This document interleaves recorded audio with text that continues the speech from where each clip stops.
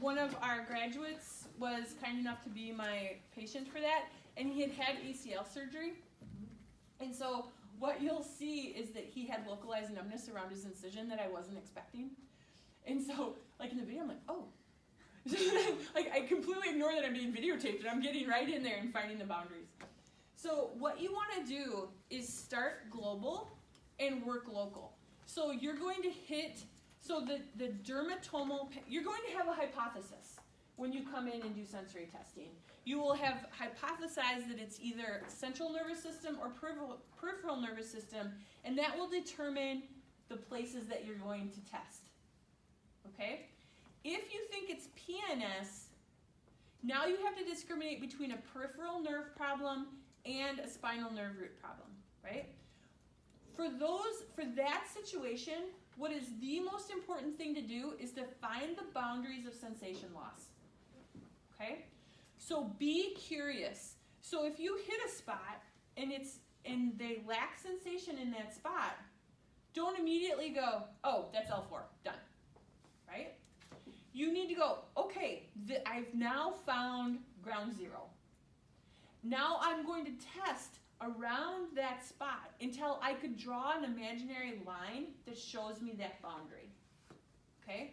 All too often what I see students do is they find the one spot that's impaired, and then they're like, oh, I'm done. Because that one X on my dermatome chart has impaired sensation, so it must be L4. Okay? What you want to do is be able to draw that imaginary line and then go back in your head and go, okay, does that look more like a peripheral nerve or like a spinal nerve root? Okay? So you want to take the pattern of what you found and compare it to our pictures. Do you follow? Okay. So look, I'm going to have you lie down for me. All right. Make sure you look a little like okay. So Luke, what I would like to do is test the sensation of your legs, okay? So in a minute I'm going to have you close your eyes, but you don't have to now. What I'm going to do is touch your legs like this, and I want you to tell me when you feel it, okay? Now I could do left or right, because I am assuming that he has a PNS problem. Left, right would be fine, but right now I'm just going to have you tell me, just say the word touch, okay? Or yes, we'll go with yes, that's even easier. So go ahead and close your eyes for me.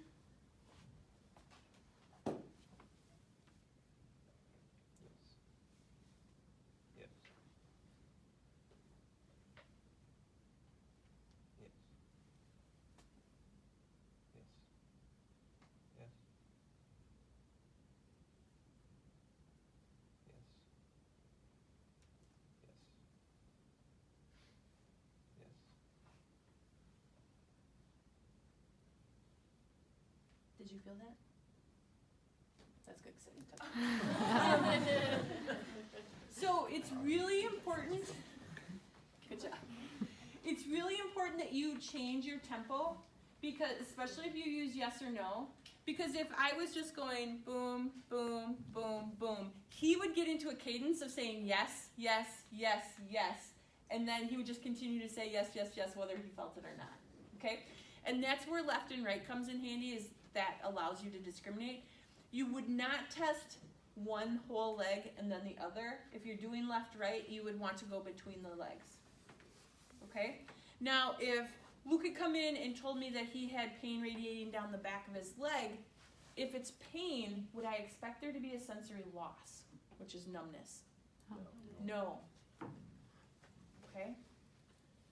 So I would not expect sensory loss in the case of someone who's reporting pain down their leg. Now, in that case, what I would do is a somewhat different exam.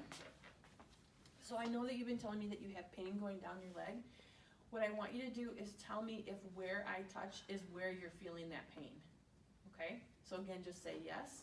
But here I don't have to be as cautious. So do you have pain here? No. Okay.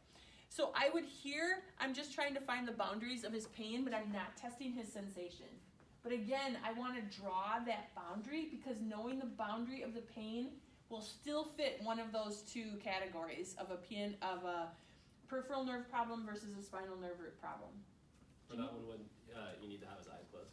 Not necessarily. Okay? But if he had symptoms on his on his backside of his leg, I would have him lie on his stomach as long as he was comfortable and do the same testing on the back. Okay? Now, if Luke had told me that he did have impaired sensation here, okay, then I would say, Luke, I'm going to focus on this leg. So I found a spot where you don't have a lot of sensation, and so I want to find out where the boundaries are, okay? So I'm going to have you close your eyes again, but I'm going to just work in this area. You don't actually have to do it since you don't. But so now what I would be doing is, if this was the spot that didn't have sensation, I would be focusing on this area to try to find that boundary. Okay? Because then I want to make a mental image of what that impaired sensation looks like.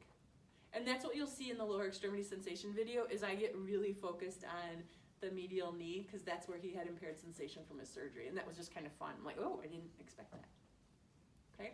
Now for sharp dull, so if I have a patient who is a little inconsistent, and so I can't, so sometimes they feel it and sometimes they don't, but I feel like I'm in the exact same area, I will come back with sharp dull. Otherwise, with people with a PNS problem, I seldom would do sharp dull. Okay? So, are you ready? So I'm going to show you here. So this is what sharp feels like, and this is what dull feels like. Okay? Could you tell the difference in your hand? Okay. So now I'm going to do it on your legs. I'm going to have you go ahead and close your eyes. So now you're saying sharp or dull. Okay? Dull. Dull. Dull.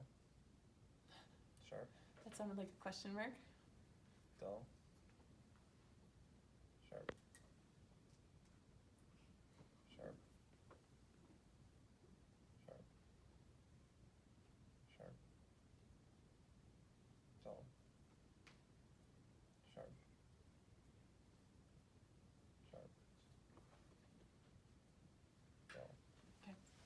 So he had one where he was off, so I wanted to go back and recheck it. Okay? I'm sure you did that on purpose so I could demonstrate that. Thank you. Okay? So you want to practice that as well. Right? I showed you how to use the tuning forks. They're up there. Also try the 2-point discriminators. Do the 2-point discriminator on your hand, but then also try your back or your lower leg, because you're not going to be able to discriminate, and it's really striking when you do your hand and see how sensitive you are, and then test some other part of your body and see how much you don't have that sensitivity. Okay?